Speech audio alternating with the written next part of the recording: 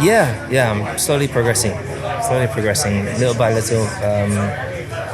Every time I go to a track, I'm driving a new type of car on that track, and just can never. I'm always shocked and surprised by the characteristics being so different to what I raced with before. So you're kind of rushing to learn as quick as you can to catch up someone that's used to driving this car. It's like the back of their hand, and then we got the upgrade this weekend, which has been really positive. And then the team did a fantastic job throughout qualifying in terms of positioning and everything. So it felt like operationally we were the best we've ever been. And so I'm really happy with that. Yeah, I'm very pleased. I mean, it's been a long time since I think it was Monaco the last time we started on the front row, and it's been a difficult season overall. But the team have kept pushing. We've brought some new parts this weekend, which for sure made a difference, because if you look at the gaps, everybody's super close. So it's also thanks to the team. But I'm very happy with the lap overall. Yeah, it's a good start to the weekend. Now we know that we have a better car normally in the race than we do in qualifying. So I hope that we can put a bit more pressure on the McLaren tomorrow. What has to happen to make a team like Ferrari, after years of stumbling, become overnight of a classification? What happened in the 2025 GP of Austria can completely change the narrative of the season. And no, it wasn't luck. The SF25 had a design that, in theory, promised competitiveness in multiple types of circuit. However, that theory was undone in practice. The car needed to operate very close to the asphalt to generate an effective aerodynamic load from the ground, but when it did, the reference plate, the skid block, began to wear out alarmingly. This not only endangers the legality of the car in front of the technical commissioners, but forced the engineers to take conservative measures to raise the march height. This technical fragility also dragged a chain effect on the strategy. In several races, Ferrari had to resort to the lift and coast technique, asking their pilots to release the accelerator before the ideal braking point. This method sought to reduce the maximum speed and thus prevent the car from compressing more than tolerable, but it compromised both the classification rhythm and race performance. In other words, the car was never at its optimal point because it should be contained so as not to self-destruct. It was a technical dilemma that condemned the team to compete with a lower version of its true car. Ferrari was not only fighting McLaren, Red Bull, or Mercedes, he was fighting his own machine against the limits that his own design had imposed. Each classification session became a surgical operation of limitations, adjustments, and commitments.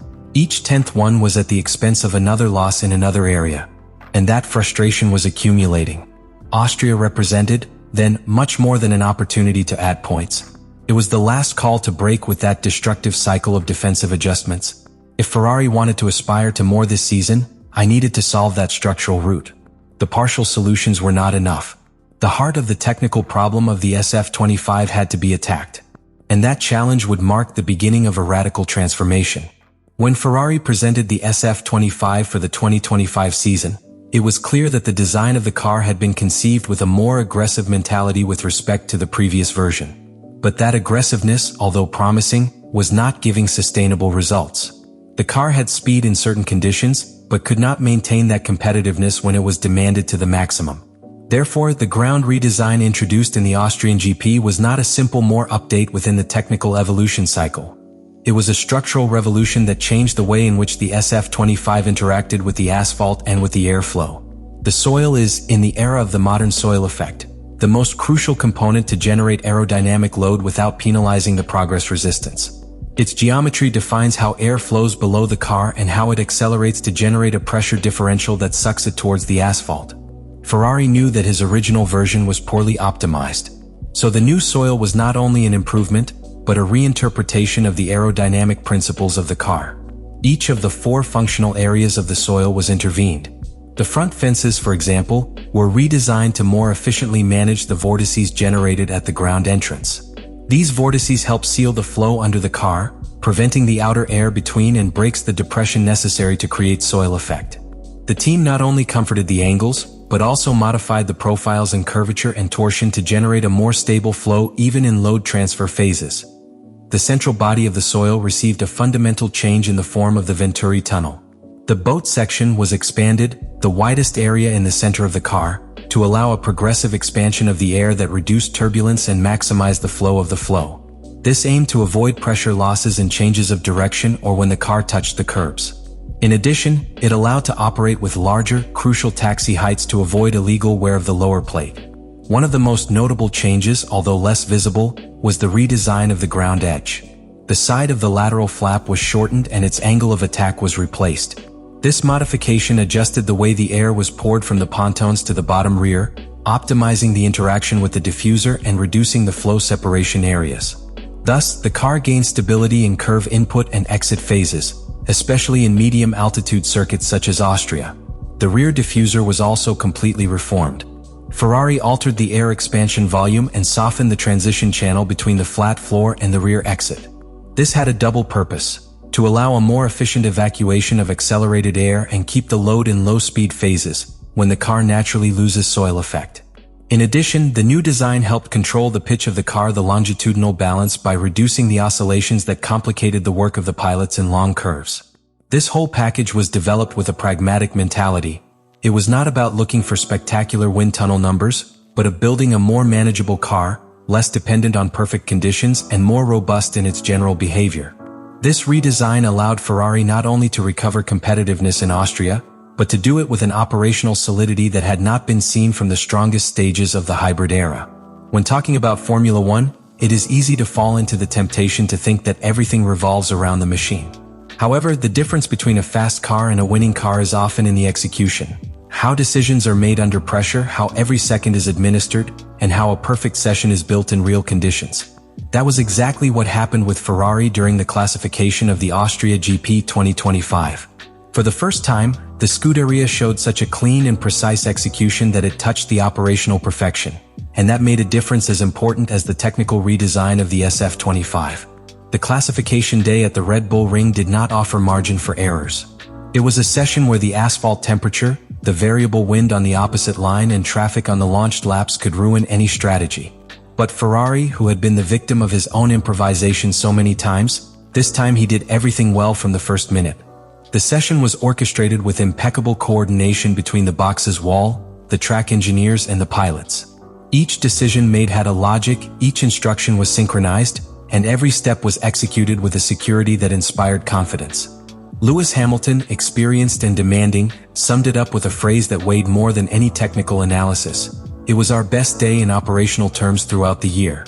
What highlighted was not only the tuning of the car, but how external factors were handled. In previous sessions, Ferrari used to free their cars at suboptimal times, caught them in traffic, ruining the tires in preparation laps or leaving them without reference to the track status. In Austria, that changed completely. Traffic management was millimeter. Both cars came out in clean windows with an outdoor ahead, which allowed both Leclerc and Hamilton to heat their tires correctly and begin their laps thrown without interference. This not only impacts the final time, but gives confidence to the pilots, allows them to focus solely on maximizing each curve without distractions. The timing of the runway was also perfect. Ferrari placed his pilots just when the circuit grip was at the optimal point of evolution, without risking too much at the end of the session, but also not missing the progressive increase in grip. This precision was also reflected in the compound strategy. The team clearly chose the tire games, heating cycles, and the ideal time to attack. There were no indecisions or corrections of last minute. Everything was planned and, more importantly, executed with determination. Another crucial point was communication. During the session, the box's wall instructions arrived with unusual clarity and speed in Ferrari. The tire temperature calls, battery level, time references, and settings and configuration were precise, without the need for repetitions or clarifications. The engineers anticipated the changes in track conditions, and the pilots responded with surgical accuracy. Charles Leclerc took a lap that placed him second, just behind Oscar Piastri, while Hamilton sealed a fourth strategic place, surpassing both Mercedes. But the numerical result only has a part. The truly valuable thing was that Ferrari finally seemed to act as a united, coordinated block, and with a professional execution at the level of the best years in its history. Austria was not only a tactical victory. It was a demonstration that when the technical part is aligned with the human part, the results can make a huge qualitative leap. Ferrari did not win the pole, but won something much more valuable: operational credibility. And in such a competitive championship, that can be the basis for a transformative season. Because pure performance is vital, but without execution, nothing is worth. And Austria was the definitive proof that Ferrari is learning to execute. At last, Austria's Grand Prix was not simply a positive result for Ferrari. It was a point of emotional, technical, and competitive inflection. In a season that seemed to be escaping between operational errors, strategic frustrations, and design limitations, the performance in the Red Bull Ring offered something that the Scuderia had not delivered in a long time. A clear sign that the course can change, and that there is a solid base to believe in that change.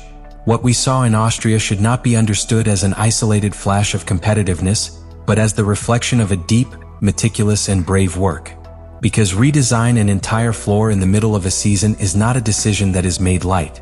It implies assuming technical risks, altering internal dynamics, challenging simulation models, and above all, betting on a different philosophy from the one that took you to that point.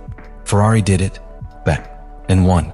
But the big question that opens now is whether they can sustain this level of performance over time. The Red Bull Ring has specific characteristics: medium speed curves, short straight, lifting changes, little degradation. And this is where you enter. Can Leclerc maintain the necessary consistency to fight the championship? Will Hamilton achieve his maximum form with Ferrari before it's late? Now that Ferrari has given signs of life, the expectation cannot fall again. Because although Austria was a moral victory, it will be the continuity that determines whether we are seeing the rebirth of a historical team or just a false optimistic alarm.